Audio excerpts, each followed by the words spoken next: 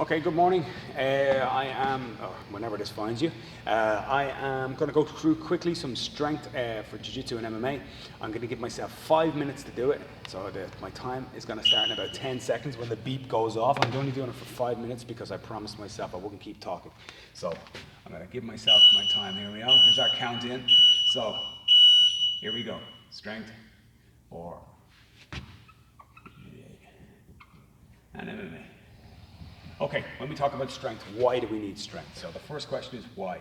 The answer is, first of all, I think priority, injury prevention. The more muscle you have, the more armor you have around your joints, particularly the neck and back for us and hips. The second reason that I'm looking, and also in injury prevention, obviously, if you have any imbalances. So in other words, left to right, your right arm is stronger than your left, your right shoulder is stronger than your left, and you will end up with some injuries and some progressive injuries and chronic injuries over time.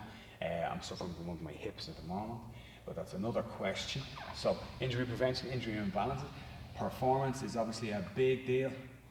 And because I'm rushing, the thing's going to look terrible. I'm already a minute down, so performance, you want to be able to do it. And repeated effort over time is muscular endurance. That's 1 minute down. Okay. Really quickly then, injury prevention, imbalance, and performance. That's what we're looking for all the time. The second question is, how strong do we need to be?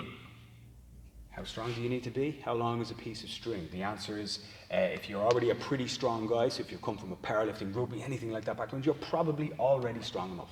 You probably don't need to do much more than that. You need to focus on other areas, probably technical. However, if you are suffering from weakness and you are suffering from stuff like if you're quite skinny and you're quite light and you've never strength trained before, you might find yourself coming up with little niggly kind of injuries around that, and strength can help that. Now, how can it help that? Obviously, it can pack on some muscle around the joints and it can solve those imbalances, but equally, you've got to be careful because how strong do I need to be? If I chase strength all the time,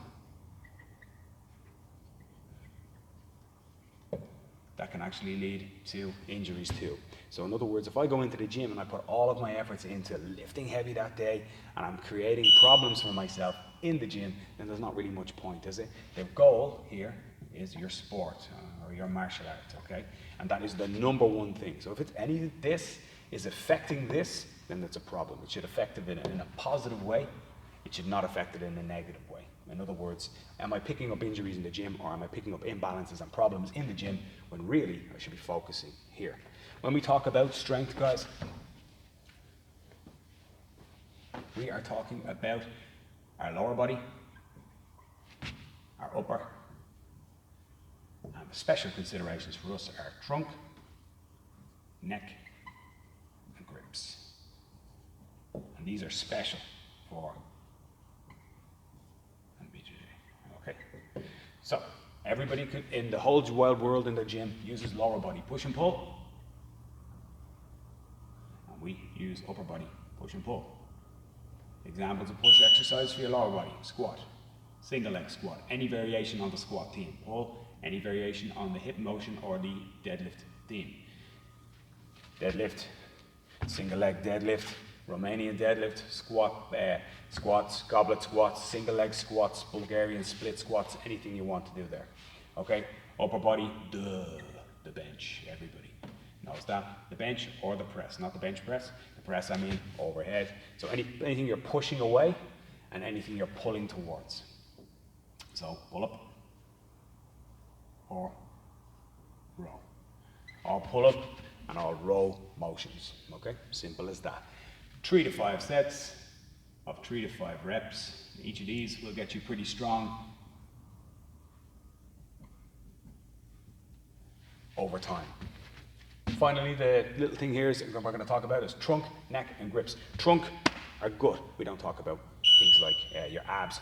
Abs are just on the outside. The trunk is a whole other thing.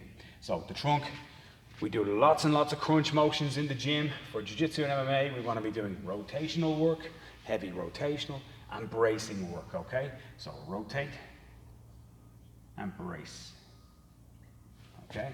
For your neck, things that isolate your neck, strength movements with the band and with head harnesses and stuff like that, okay? So neck isolation, and Other work as well with pulling towards yourself, so that the neck muscles as well for bracing. Okay, so there's lots and lots that we can talk about with the neck, but essentially the muscles that are up at the top of your back are going to help you out too. I've only got 10 seconds to go. So grips finally, rolling motion, pull-up motions, anything like towel pull-ups,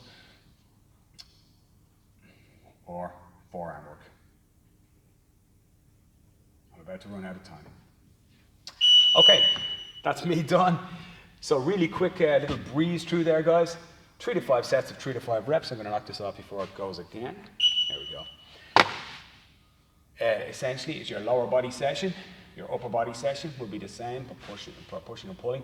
Real quick considerations are that 9 times out of 10, for work that looks for injury prevention and that looks for balance, pull about twice as much as you push. Everybody pushes things away on a regular basis. To have a good support in your back, to have strong pulling motions like arm drags, even if you think about things like that, or grip fighting, pull more, okay? Likewise, everybody pushes, but if you've got weak hamstrings and weak glutes, you're gonna have hip problems. So pull, lift off the mat more than you do push. Even if you think about something along the lines of your kicking motion for like the round kick or for a teep kick in MMA, if you are kicking constantly, then you'll have one strong leg. So if you're right-legged, your left leg is going to be a beast at holding things there, while your right leg is going to be whippy and fast. That means an imbalance from left to right in your hips.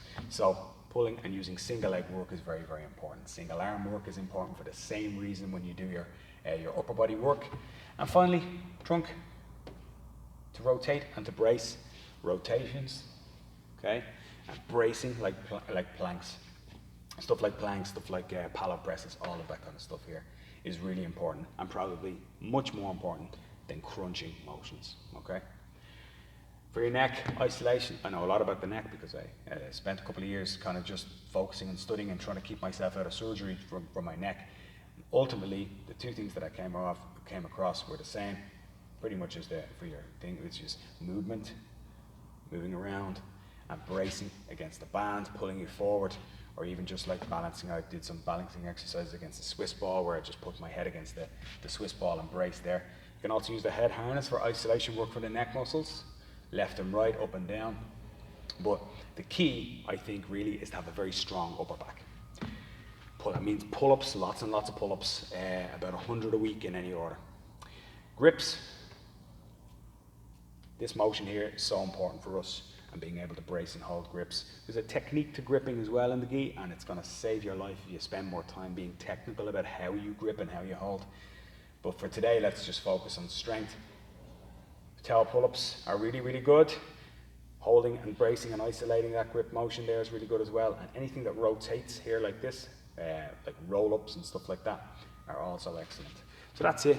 5 minutes on the basics of strength, and then probably another 2 minutes on the after that. So if you have any questions, guys, bang away, and I'll talk to you soon.